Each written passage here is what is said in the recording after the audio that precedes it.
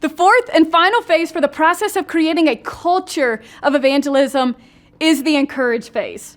Encouragement goes a long way with students. In fact, many of them will replicate what you as the leader encourage and celebrate. So as you think about creating a culture of evangelism, think through ways that you can intentionally encourage students as they're engaging in evangelism. I like to think of intentionally encouraging students in two particular ways. The first is by encouraging them publicly. So during your gatherings, encourage students from the stage to live evangelistically, to engage in evangelism. Now, there are several ways that you can go about doing this, but encourage students in evangelism by modeling for them what it actually looks like to live evangelistically. I'll tell you, one of my biggest regrets from the early days of ministry is not encouraging and equipping students to share the gospel outside the walls of the church.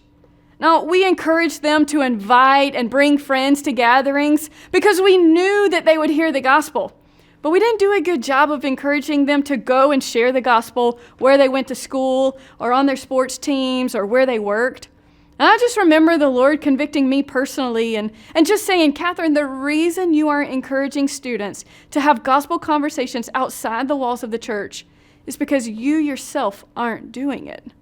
I had neighbors who didn't know Jesus, and we hung out with them all the time, but never once tried to share the gospel with them. My own grandfather didn't know Jesus, and I had not shared with him either. And I just think about this. We cannot lead what we do not live. So we must engage in evangelism ourselves and model for students what it looks like. Robert Coleman says in his book, Master Plan of Evangelism, that one living sermon is worth 100 explanations. So intentionally modeling evangelism for students encourages them to engage in evangelism themselves. You can encourage students publicly by sharing stories during your gatherings. When a student is praying for their friends, share that with the group, and in doing so, you encourage them. When a student has had a gospel conversation, share their encounter from the stage and encourage them in front of others. Now, what we know is that stories are inspiring, but they also provide a model that other people can follow. When one student sees how God is using another student, it oftentimes makes them want to join in and be a part of what God is doing. Another idea to encourage students publicly is by setting up visual displays in your meeting spaces. Some churches and ministries have jars on display. So when a student is praying for a lost person, they put a ping pong ball in the jar. And when that person begins having a gospel conversation with a friend or family member or whoever it may be, they put a different color ping pong ball in that same jar. And then if someone comes to know Jesus, they put a third color of ball in the jar.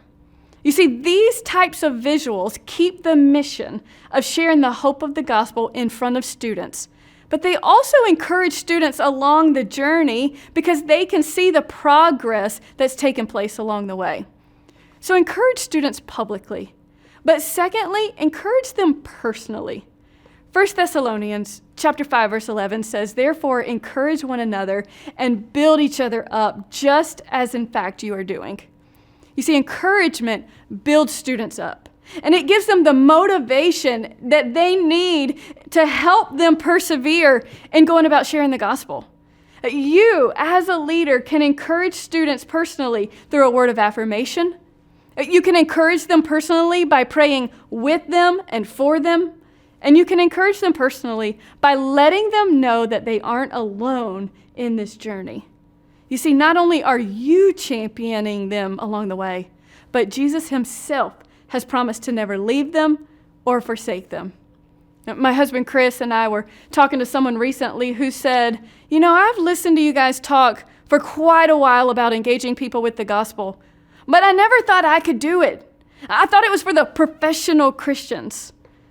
This guy said, once I was with a friend recently, though, and for the first time in my life, I was able to share what I believe about Jesus and why, and now I get it. He said, I can actually share the gospel, and I just want to keep doing it.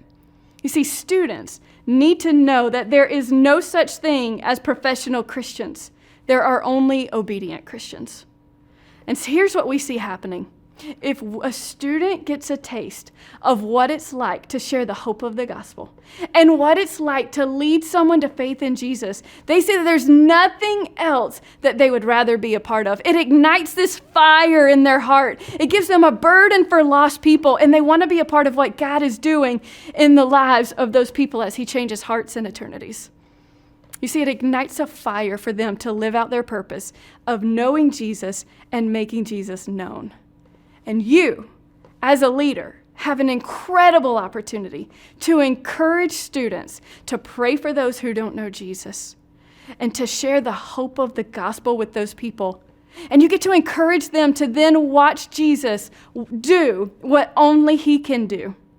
As you create a culture of evangelism in your ministry, create an environment of encouragement and watch how your students respond by replicating what you are celebrating.